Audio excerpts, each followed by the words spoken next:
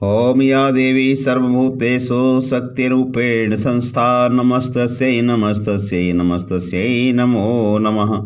स्वागत है सभी दर्शक साथियों का आपके अपने YouTube channel Ramkrishna Shivam studio में। मैं रामकृष्ण शास्त्री आगरा से आप लोगों के बीच में धार्मिक कथा, बड़ कथा एवं अन्य जानकारियाँ लेकर के आता रहता हूँ। आज भी वो जानकारी है चैत्र मास के 10वें अध्याय, चैत्र मास की कथा का 10वां अध्याय और श्रीमद् देवी भागवत महापुराण के पहले स्कंद का 5वां अध्याय शेष भाग 2 श्रवण करेंगे। जो आपने पहले भाग में सुना, भगवती लक्ष्मी के श्राप से भगवान विष्णु का मस्तक कट जाना और वेदों द्वारा स्तुति करने पर देवी का प्रसन्न होना, भगवान विष्णु के हयग्रीव अवतार की कथा, ये भाग 2 में आप सुनेंगे। पहले जो शेष रह गया है देवी की स्तुति के बाद में देवी की देवता स्तुति करते हैं, वहाँ से आगे की कथा श्रवण करेंगे। और देवता कहने लगे, हे भगवती, आपके अंतहीन वैभव को जान सकने में देवताओं में कोई भी समर्थ नहीं है। एकमात्र आप समस्त विश्व की माता हैं और आप अकेले ही इस संपूर्ण मिथ्या जगत की रचना कैसे करती हैं। हे देवी, एकमात्र वेद वाक्य ही आपके इस सृष्टि कार्य की प्रामाणिकता सिद्ध करते हैं। हे देवी भगवती, समग्र जगत को परम कारण स्वरूपा होती हैं और आप इच्छा रहते हैं। अहो, आपका अद्भुत चरित्र आपके हमारे मन को विस्मित कर देता है। समस्त वेदों में ये अज्ञ आपके गुणों तथा प्रभावों का वर्णन करने हम लोग भला किस प्रकार कर सकते हैं, क्योंकि स्वयं आप ही अपने परम तत्व को नहीं जानती हैं। और हे जननी, क्या आप भगवान विष्णु के शिरोच्छेदन की घटना नहीं जानती हैं? हे शिवे, अथवा क्या यह जानकर भी आप मदोजित विष्णु की शक्ति की परीक्षा करना चाहती हैं? हे माता, अथवा क्या यह विष्णु के महान पाप समूह का फल है? किंतु आपके चरण कमलों का भर्त्सन करने में निपुण प्राणी से तो पाप हो ही सकता है। हे माता, आप इस देव समूह की भारी अपेक्षा क्यों कर रही हैं? भगवान विष्णु के मस्तक कटने की घटना हमारे लिए अत्यंत आश्चर्यजनक एवं महान कष्टदायक बात है। हे माता, आप जननी रूपी दुख का नाश करने में कुशल हैं। अब हम यह नहीं जान पा रहे हैं कि विष्णु के सिर संयोजन में विलंब क्यों हो रहा है। हे देवी, सभी देवताओं के देवात्मविमान रूपी दोष को अपने मन में समझकर आपने ही ऐसा किया है, अथवा देवजन ने दुष्कृत को विष्णु के स्थापित किया है, अथवा विष्णु को संग्राम विजय करने का अहंकार हो गया था, जिसे अतिशीघ्र दूर करने के लिए आपने यह लीला रची है। हे माता, हम आपके मनोभावों को समझने में पूर्णतः असमर्थ हैं।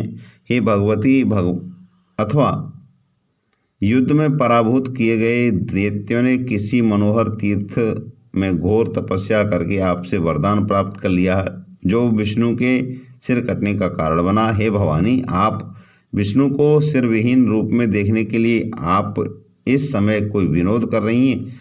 हे आधे, आप सिंधुसुता लक्ष्मी पर किसी कारण के आक्रोशित तो नहीं हैं। आप उन्हें स्वामी विहीन किस लिए देखना चाह रही हैं? आप अपने ही अंश में प्रादुर्भूत लक्ष्मी का अपराध क्षमा करें और भगवान विष्णु को जीवन दान देकर के रमा को प्रसन्न कर दें।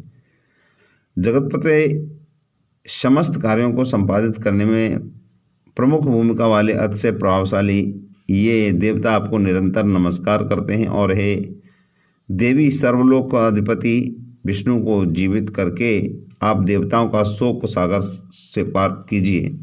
हे अम्बे, भगवान विष्णु का सिर छिन्न होकर के कहाँ चला गया यह हम नहीं जानते, और इस समय इन्हें जीवित करने के लिए कोई युक्ति भी नहीं सूझ रही है। हे देवी, मृत प्राणी को जीवित करने के लिए जिस प्रकार अमृत समर्थ है, उसी प्रकार समग्र संसार की आप जीवन दात्री हैं। सूत जी बोले, हे मुनियो, इस प्रकार सामगान निपुण सांग वेदों द्वारा स्तुति किए जाने से गुणातीत महेश्वरी परात्परा महामाया भगवती प्रसन्न हो गई उसी समय देवताओं को सुख प्रदान करने वाले शब्दों से युक्त और भक्तजनों को आनंदित करने वाली आकाश से स्थित अशरीरधारी शुभ वाणी में उन्होंने कहा, हे देवताओं, आप लोग किसी प्रकार की चिंता न करें और स्वस्थ चित्त रहें। ये अमरगढ़ इन वेदों के भावपूर्ण स्तवन में मैं परम प्रसन्न हो गई।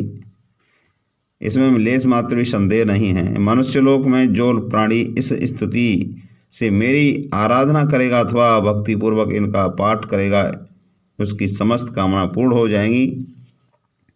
जो मनुष्य त्रिकाल यानी प्रातः, मध्याह्न और सायं मेरी स्तुति को नित्य भक्तिपूर्वक सुनेगा, वह सभी दुखों से विमुख होकर के परम सुखी हो जाएगा। वेदों द्वारा उच्चारित किए जाने के कारण यह स्तुति वेदों के समान ही है। हे देवो, अब आप विष्णु के शिरोच्छेदन का कारण सुनिए, क्योंकि इस श्लोक में बिना कारण कोई कार्य कैसे हो सकता है। एक बार अपने समीप बैठी हुई अपनी प्रियतमा सागर पुत्री लक्ष्मी का चिंताकर्षण मुख देख करके भगवान विष्णु हंस पड़े। उन्होंने सोचा कि भगवान विष्णु मुझे देख करके क्यों हंस पड़े।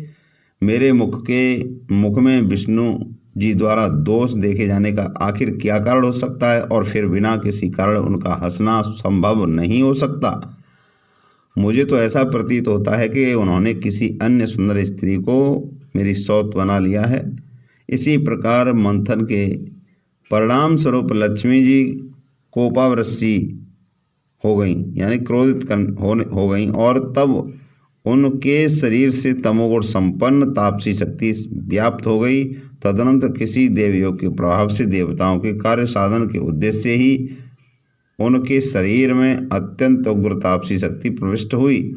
तब लक्ष्मी के शरीर में तापसी शक्ति का समावेश हो जाने के कारण वे अत्यंत क्रोधित हो उठी और उन्होंने मंद स्वर में यह कहा कि तुम्हारा यह सिर कटकर गिर जाए। स्त्री स्वभाव के कारण भावी वश तथा संयोग से बिना सोचे समझे ही लक्ष्मी जी ने अपने ही सुख को विनष्ट करने वाला श्राप दे दिया। सौत के व्यवहार आदि से उत्पन्न होने वाला दुख वैधव्य से भी बढ़कर होता है। इसमें मन में ऐसा सोच कर तथा शरीर पर तापसी शक्ति का प्रभाव रहने के कारण उन्होंने ऐसा कह दिया। मिथ्याचरण साहस, माया, मूर्खता, अतिलोभ, अपवित्रता तथा दयाहीनता ये स्त्रियों के स्वाभाविक दोष होते हैं। मिथ्याचरण, साहस, माया, मूर्खता, अतिलोभ, अपवित्रता तथा दयाहीनता ये स्त्रियों के स्वाभाविक दोष हैं। अब मैं उन वासुदेव की पूर्व की भांति सिर युक्त कर देती हूँ, जिसका सिर पूर्व श्राप के कारण लवण सागर में डूब गया है। हे श्रेष्ठ देवताओं, यह घटना के होने में एक अन्य भी कारण है। आप लोगों को महान कार्य अवश्य सिद्ध होगा, इसमें कोई संदेह नहीं है।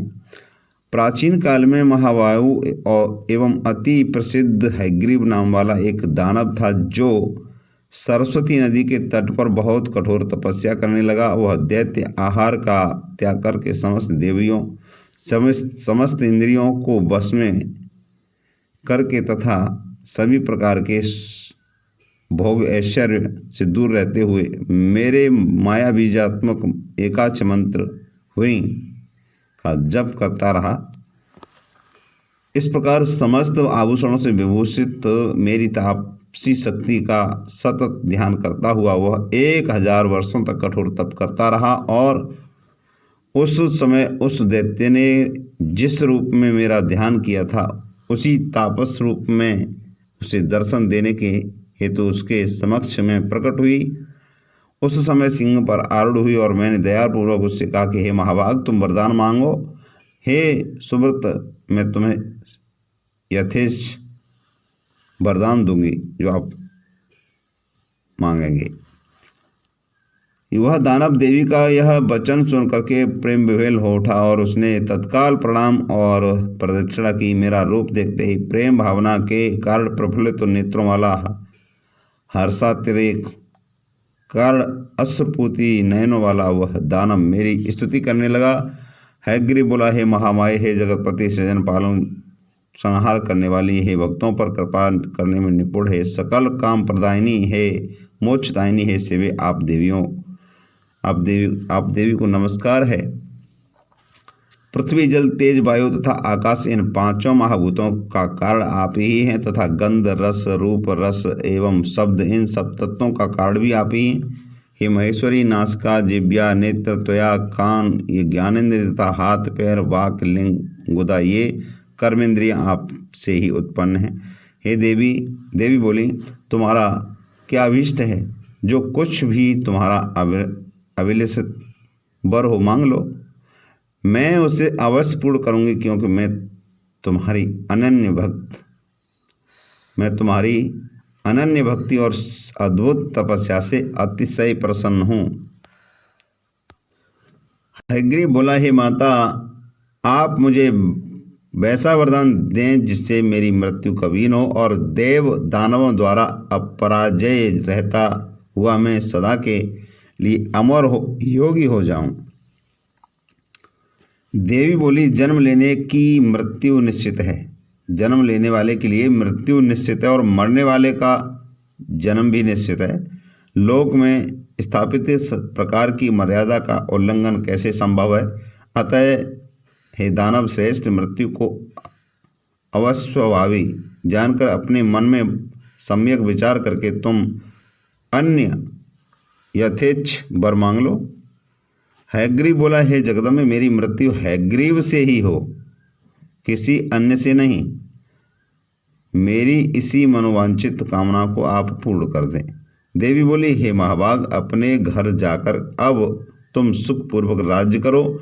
हयग्रीव के अतिरिक्त अन्य किसी से भी तुम्हारी कदापि मृत्यु नहीं होगी।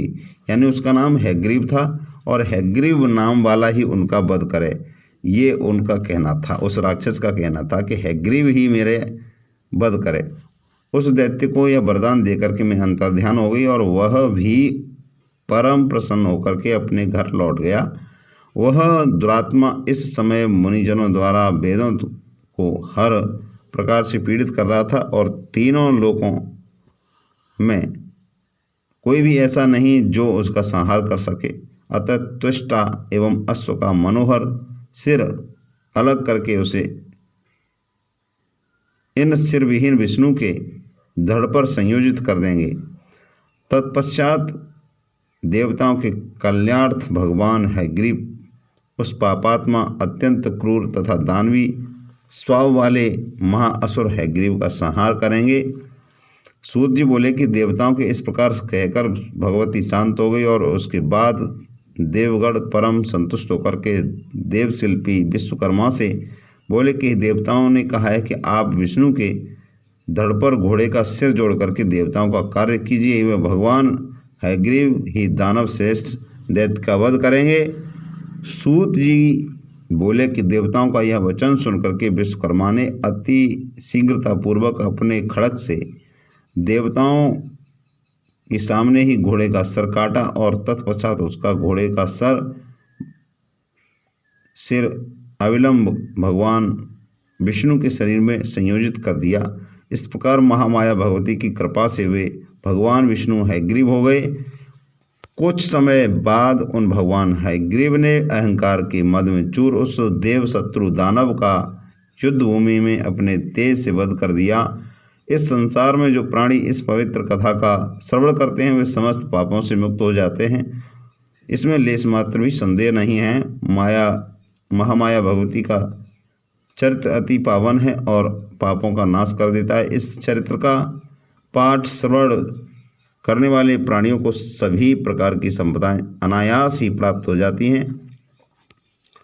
तो अभी मैं आपसे निवेदन कर ही रहा था कि आपने सब्सक्राइब नहीं करा तो प्लीज़ चैनल को सब्सक्राइब करें और वीडियो को ज़्यादा से ज़्यादा शेयर करें। मिलते हैं नेक्स्ट वीडियो में, तब तक के लिए ये विराम लेती है कथा यहाँ पे। जय माता दी, जय माता।